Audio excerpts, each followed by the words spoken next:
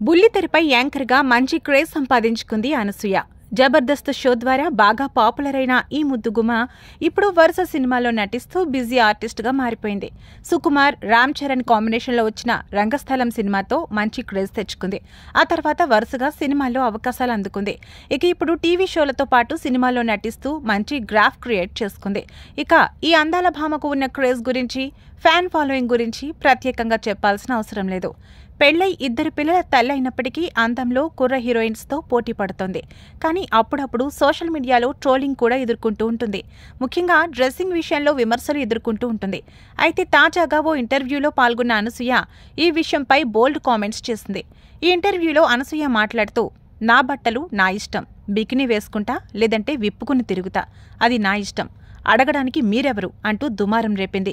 ఈ కామెంట్స్ ఇప్పుడు సోషల్ మీడియాలో వైరల్గా మారాయి. అనసూయ కామెంట్స్పై నెటిజన్లు రకరకాలుగా కామెంట్స్ చేస్తున్నారు.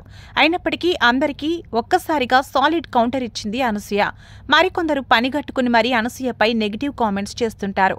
అలాంటి వారికి ఇది చాలా గట్టి వార్నింగ్ అని చెప్పాలి.